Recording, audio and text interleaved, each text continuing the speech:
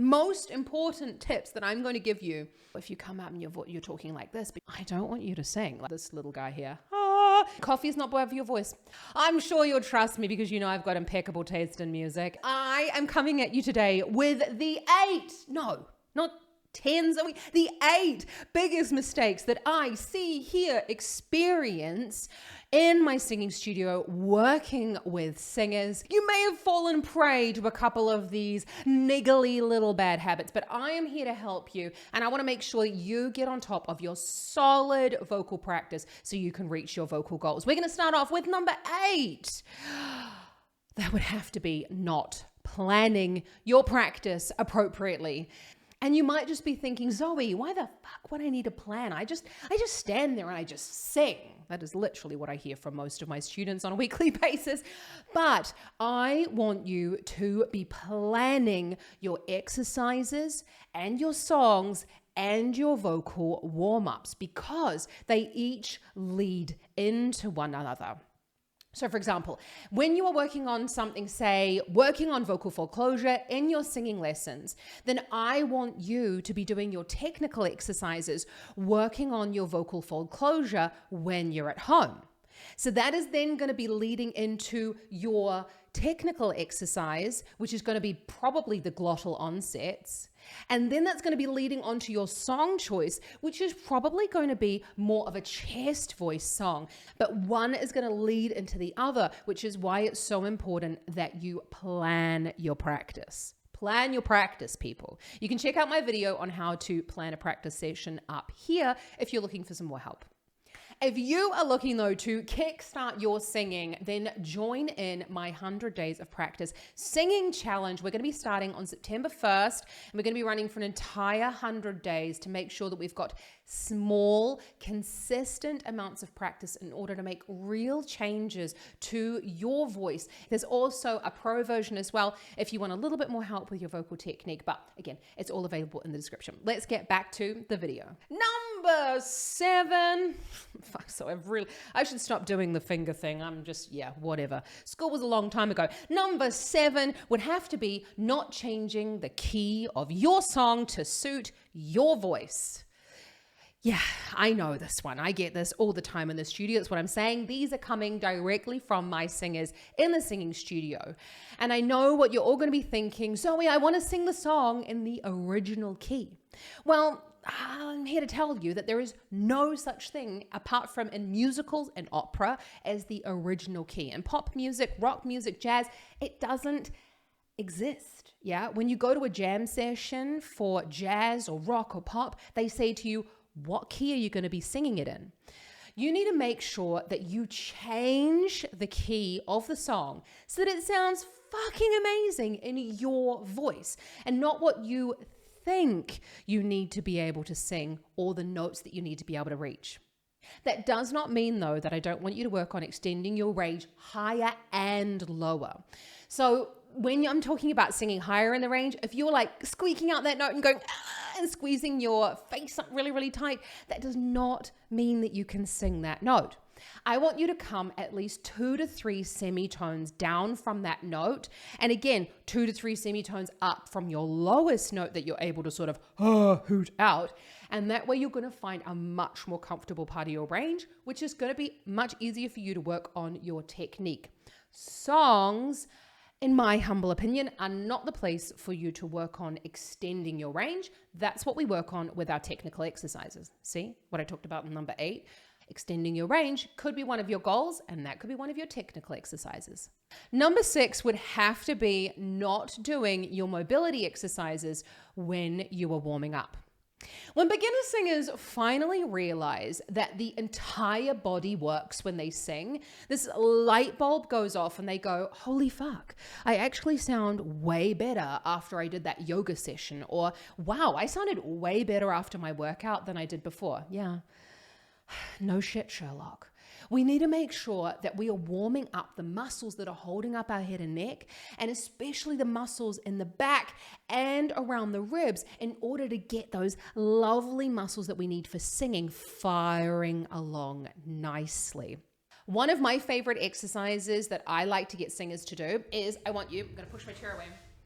We're standing up here, people. I always recommend to sing and all that sort of jazz standing up if you can. And if you're sitting in the chair, make sure you're sitting up nice and tall and your feet are planted on the floor. One of my favorite exercises, and this is from Anne-Marie Speed from The Voice Explained. She calls it bad swimming. I love this. You're going to put your arms, your hands here on your shoulders, and I want you to have a wide stance in your feet, and you're going to hold your core nice and tight, and you're going to swim with your whole back. And you're going like this. Oh gosh, it's really hot today. I'm going to stop that, guys.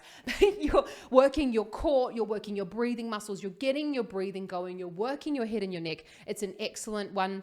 I also like to suggest people do really big stretches upwards, and then bending down into the knees and trying it again. Again, it really depends on your level of mobility and what you're feeling confident with doing. Start small and work your way up. Just a simple 2 minutes of movement is going to be able to give your lungs, your breathing muscles, everything that you need for your singing so much more energy. And also it's going to help the muscles to slide against one another. It's just going to make your singing better. Yeah. So do those bloody mobility exercises, guys.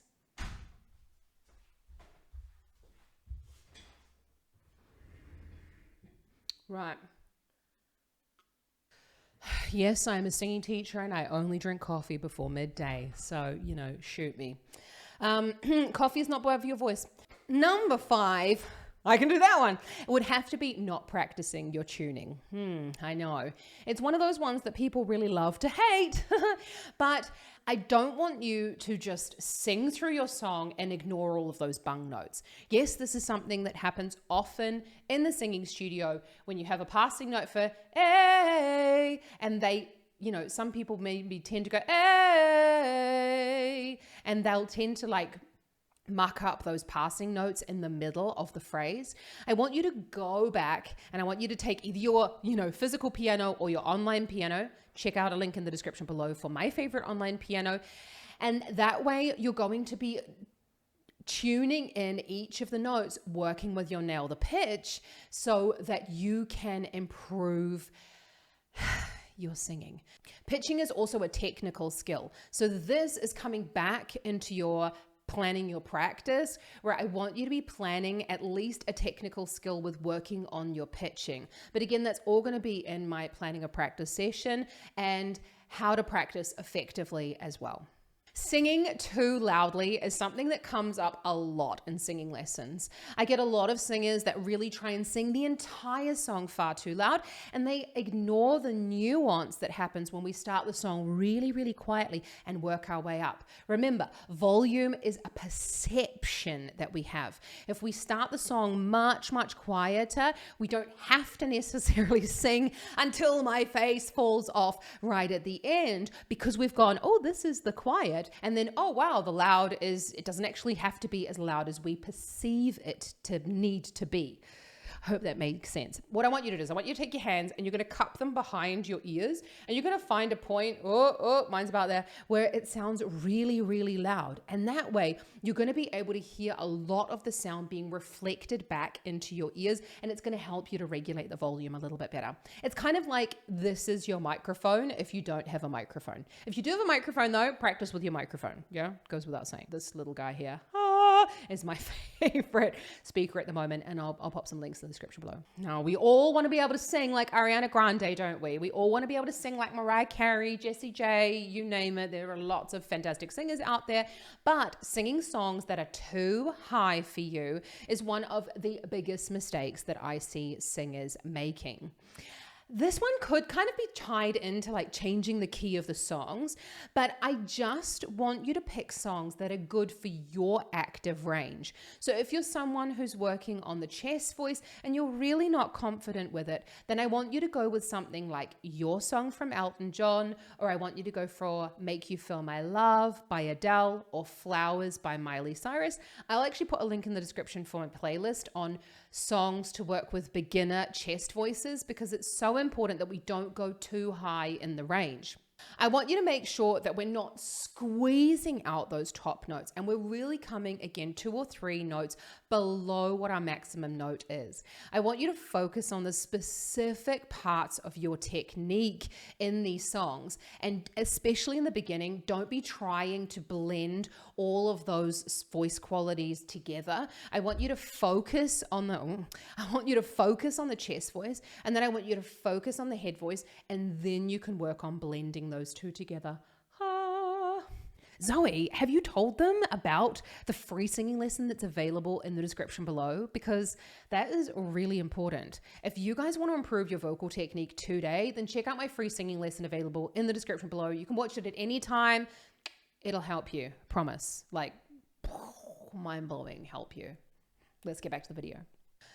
This is something that I have to say because we're coming into winter not too far away, and everyone's going to get sick, and this is just going to happen, and people are going to be like, no, I'm absolutely fine. It is so important, and I really, really want you to know how serious my face is when I say, don't fucking sing when you are sick. If your voice scratches, catches, or you feel like the need to cough, or you feel like your voice doesn't sound like it usually does, this is usually a sign that your voice is not in the best condition, and like you definitely want to be giving your voice a rest. I want you to do some gentle exercises and call it a day. Our vocal folds don't actually have the receptors or the nerve endings that send the signal back up to our brain to say, I'm hurting. What your voice is going to do is it's going to show you in the way that it works. So for example, if you come up and you're talking like this, but you're like, it doesn't hurt whatsoever, I don't want you to sing. Like if you're doing a warm up and your siren is not clean and you're just not able to do it, which is why I recommend that everyone starts with a siren, then I would really recommend that you either do some gentle vocalizing and then call it a day, rest, drink lots of water, and get back to it in a couple of days.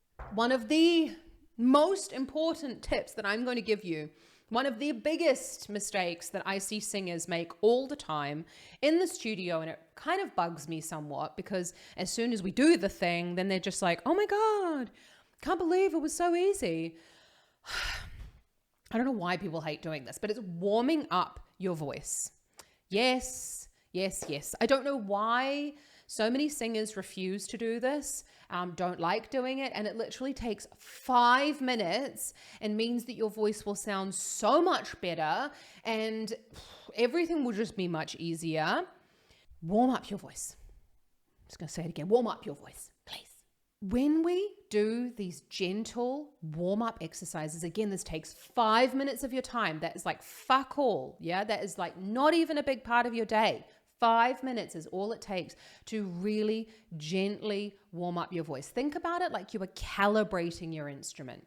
So much like we would tune a guitar, or think about it like when you're walking along with Google Maps and your maps are like, oh, we can't find you. So you have to do the figure of 8 in order to calibrate your Google Maps. Think about that like with your singing. Yeah. Thus endeth the lesson. My favorite exercise is definitely the siren exercise. It's up here. I do this every single time, every single morning. It is just one of my favorites. I always work with the siren or the humming exercise or some sort of semi-occluded vocal tract exercise, which basically means that the mouth is partly closed. So or lax vox. Here's a tube I have prepared earlier. Not really, just lives on my desk. If you would like to improve your singing and you feel like one of these or more of them, it doesn't even matter, like whatever, if they do apply to you, let's just work on it. Sign up for my challenge, 100 Days to Better Singing Technique. I'm going to be here to guide you to improving your vocal goals. I do have a couple of spots available for the challenge as well as private coaching. So check out the link in the description below for how you can be the first to grab those private spots that are going to be coming available in the first week of September. I hope you enjoyed this. If you want to see more vocal tips, more vocal videos, then give this video a big thumbs up and hit that subscribe button so you can join me for weekly vocal tip videos. I'm here to help you. Mwah! Have an awesome rest of your day. Happy singing and ka kite anō.